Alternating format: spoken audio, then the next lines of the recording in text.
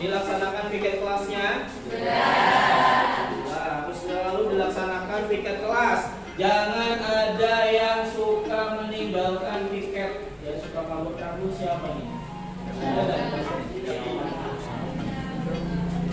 Ilham. Karena kalau kita piket kemudian kelasnya bersih, tujuannya adalah supaya kelasnya bersih. Kalau kelasnya bersih, kita belajarnya bisa lebih nyaman. Oke, sebelum kita mulai, kita berdoa dulu menurut perjanjian masing-masing dipimpin oleh ketua kelas. Iya. Iya.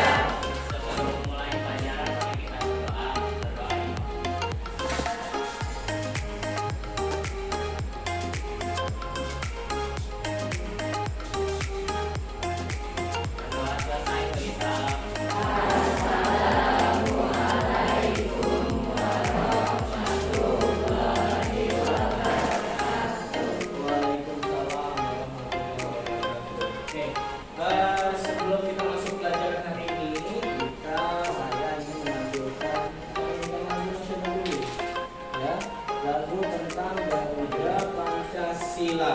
Ya, semua harus ikut bernyanyi. Mulai ya.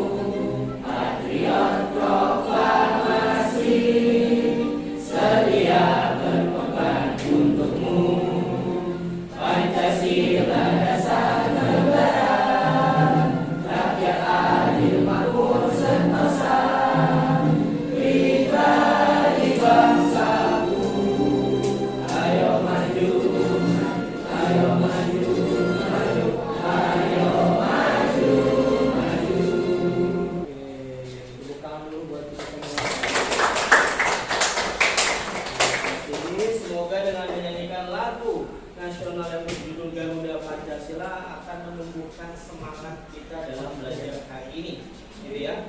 Nah, hari ini kita akan belajar tentang memaknai tata urutan perundang-undangan. Yang sebelumnya kita sudah belajar tentang apa? Ada yang tahu? Cerita, silakan. Menumbuhkan kesadaran terhadap Undang-Undang Dasar Negara Republik Indonesia. Oke. Betul sekali. Tepuk tangan dulu buat ya. Kemarin kita sudah belajar mengenai menumbuhkan kesadaran tentang undang-undang. Jadi kesadarannya kita tumbuhkan dulu di pelajaran kemarin. Nah, sekarang kita memaknainya. Bagaimana tata urutan perundangan itu, ya? Kita belajar hari ini. Tujuan pembelajaran hari ini adalah, ya, setelah pembelajaran kesadaran diri didapat atau diharapkan menunjukkan sikap disiplin, ya, menunjukkan sikap disiplin sesuai dengan nilai yang terkandung dalam tata urutan peraturan perundang-undangan. Kemudian mendeskripsikan makna, ya, peraturan perundang-undangan di Indonesia. Yang ketiga, mendeskripsikan tata urutan peraturan perundang-undangan. Oke. Tata urutan peraturan perundang-undangan adalah suatu susunan yang terdiri atas aturan-aturan yang terhubung secara sistematis dan tidak bertentangan satu sama lainnya.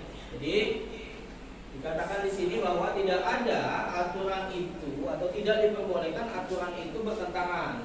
Aturan dipakai dalam kata majemuk, yaitu kaidah, aturan, susunan, dan cara menyusun.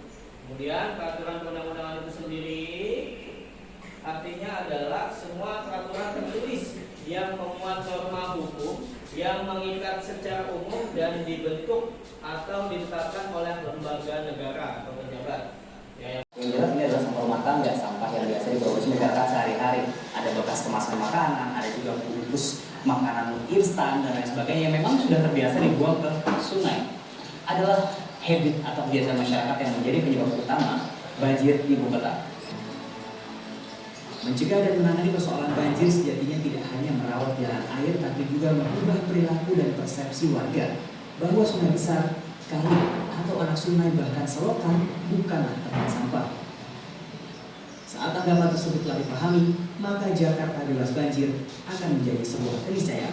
Di sekolah SMP kita, SMP Negeri 11 itu bisa kita lihat bersama, kalau pas istirahat selesai, ya pagi sudah dibersihkan sama petugas kebersihan, sudah pagi sudah dibersihin, ya istirahat jam setengah 10, jam 10, setelah istirahat sudah pasti banyak sampah lagi, ya banyak sampah berserakan, walaupun tidak biasanya adanya di pojok-pojok tempat-tempat pada duduk, kemudian pas bel bunyi siswanya masuk, sampahnya ketinggalan, ya sampahnya atau memang ketinggalan atau sengaja ditinggal. Nah itu permasalahan bagi kita. Nah oleh karena itu nanti kalian bersama kelompok mendiskusikan bersama kelompok masing-masing, ya bagaimana solusi yang kalian bisa berikan kepada sekolah kita ini yang mengenai sampah tersebut. Sampah ini ada aturan yang mengatur, ya undang-undang mengatur tentang sampah, tentang seseorang dilarang membuang sampah sembarangan, ya apalagi kayak kali itu nggak boleh. Ya larangan membuang sampah itu ada, mulai dari undang-undang, mulai dari aturan provinsi, perda provinsi, bahkan perda kota.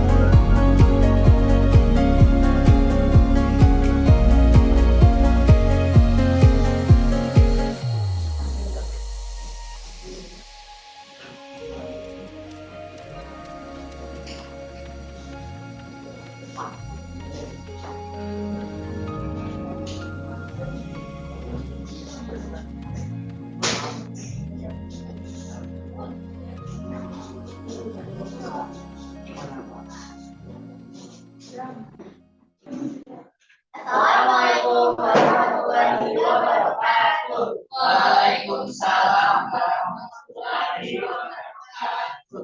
Kami dari kelompok Bapak ingin mempresentasikan hasil sekolah dan apa yang terjadi pada beberapa video di sekolah tersebut. Hal yang terjadi dalam beberapa video adalah siswa di yang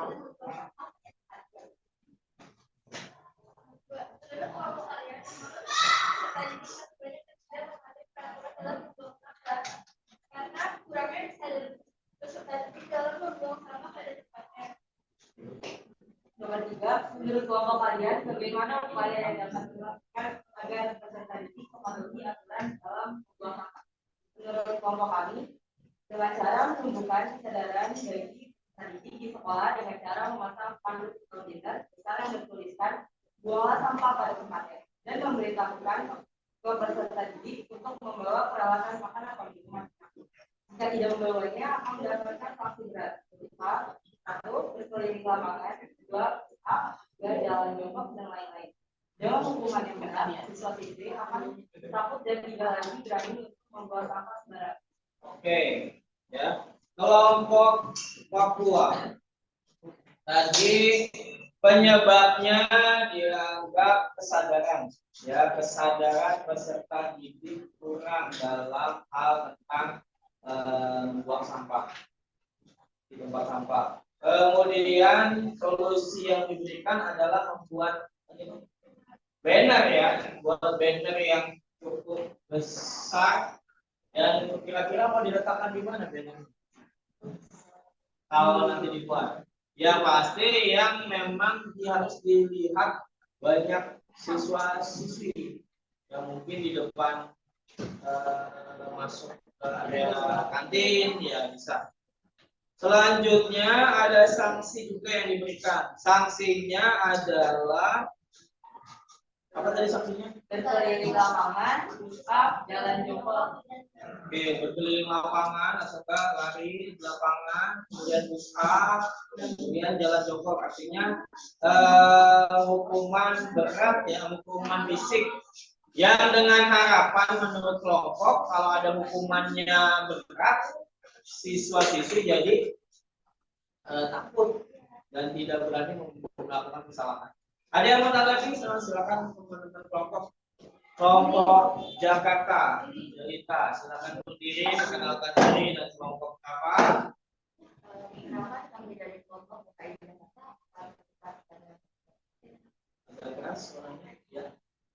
Menanggapi pertanyaan kelompok Papua, sanksi yang diberikan oleh kami kurang tepat. Bagaimana dengan siswa-siswi yang mempunyai lemah fisik?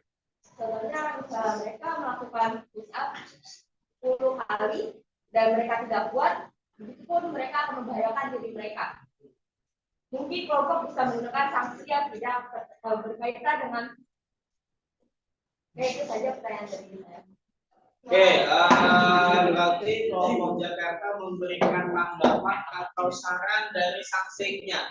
Tapi kelompok Jakarta setuju dengan sanksi, cuma sanksinya jangan itu, maksudnya gitu ya? Ya, selain sanksi fisik. Oke, jangan sanksi fisik. Benar bahwa setiap orang memiliki fisik yang berbeda-beda. Nah, apabila masih ada masyarakat atau kalau di kita tadi kita menyebutkan di sekolah, membahas tentang di sekolah, bagaimana solusi yang diberikan ketika masih ada siswa-siswi yang membuang sampah sembarangan. Ya, tadi kalian sudah menyampaikan solusi-solusi yang menurut kalian baik dan tepat untuk permasalahan sampah tersebut. Untuk pertemuan berikutnya kita bahas mengenai penyusunan peraturan perundang-undangan.